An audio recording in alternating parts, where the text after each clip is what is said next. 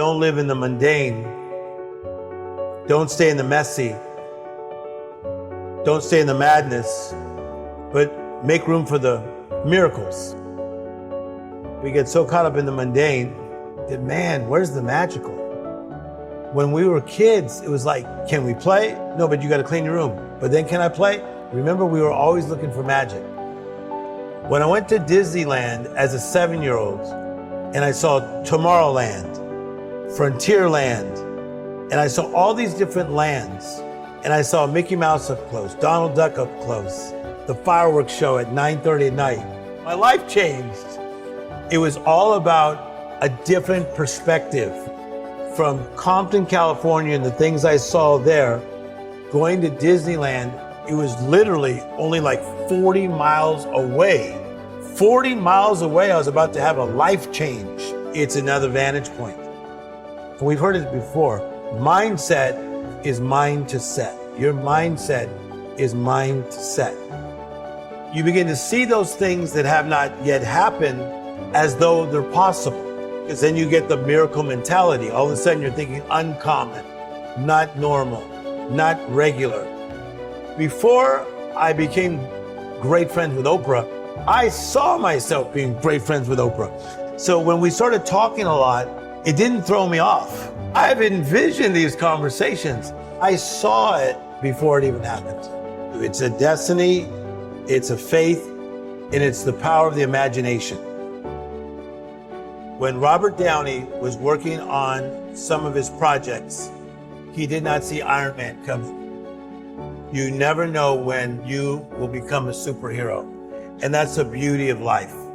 You can go from being challenged, having difficulties in your life, wondering if you're going to be stuck in that same place, to the next thing you know, you are soaring in places that you can only have imagined. I simply align myself and then I cooperate with what life is asking me to do. So the book, The Miracle Mentality, teaches you how to get through the mundane, the messy, the madness in all areas of your life and embrace this miraculous life that you've been called to live.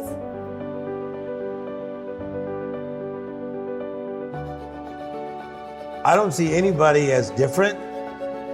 I just see them as human beings that need to turn a setback to a comeback. Part of problem solving is you have to listen first, and a lot of people don't listen. They're just looking to try to fix somebody or give an answer. So when somebody has a setback, what happens to them, most times they go very singular. They go really inward. So if they go through a divorce, they go very inward, or they lost their job, they go inward. Anxiety or depression, pandemic, they go very inward. But when you have a setback, the first thing you got to do is you got to become awake. You got to become conscious, and you got to say, oh my gosh, we're in the middle of a pandemic and we may need to be locked down for a month. A month turned into another month and then to over a year, right? So number one, become awake. Secondly, you have to take inventory. Where am I financially? Where am I with my job? Where am I with my mental health? How's this world doing? But here's a powerful thing. You have to partner with the right people. I feel that a lot of people, when they have a setback, they don't have the right people to partner with. So that's what I always wanted to become, and that's what I became. I want to be the person that somebody could link hands with and say, come on, Tim Storey. You may not know everything, but you know how to get people from a setback to a comeback. When you partner with the right people, that means you're going to probably have to eliminate some people that are not the right people. And this is what I see with a lot of people that are in a setback. They need to cut some people back. And I say this about the power partnership. You have the acquaintance, which is the person of, we just know each other. Secondly, you have the partner that's more intimate. And then the third level is what I call the green room. The green room is that place that you go to that you are allowed to invite who you want in that green room. But they better be people of power, people of substance, people of a similar mindset and a mood set and motives that really strengthen you. Mindset to me is it's a perspective, it's a point of view, it's another vantage point. It's about in the midst of the mundane, the mess, and sometimes the madness that we can get back to magical living. I think you got to prosper where you're planted.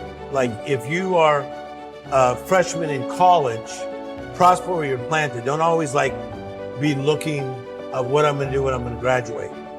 Be in your freshman year. Be present in your sophomore year. Be present in your junior year. Present in your senior year. So as you prosper where you're planted, you're going to love this. And you build your spot.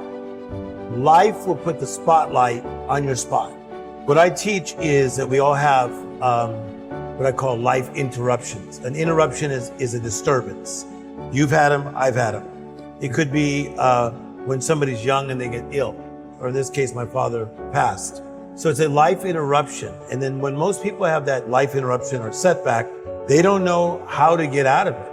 And so that's one thing that I think created a calling in me, that I wanted to help more people that had life interruptions find a way up and out. I'm inspired by the little things in life. I have this saying that miracles are either coming or going at all times. My last book is called The Miracle Mentality. And to have a miracle mentality is to look for the extraordinary, look for the unusual, look for the uncommon. That inspires me. So I'm inspired by butterflies. I'm inspired by great conversations with Quincy Jones. I'm high on life.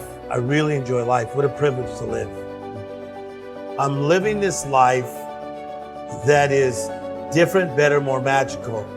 And every week of my life, I really go back to the innocence of my childhood. I go back to Motown music, the Jackson 5, Stevie Wonder, Smokey Robinson, because it clicks me back to little Timmy from Compton.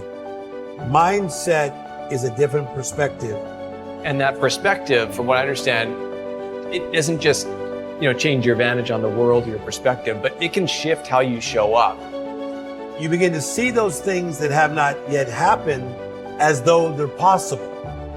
A lot of people, they just think about manifesting something, but in the law of the harvest, I teach you got to plow the ground, you got to plant the right seed, then you got to water the seed, which is repetition, and then you'll reap the harvest. And I feel that some people, they get really frustrated in the plowing, the planting, and the watering, but they don't realize that payday's on its way.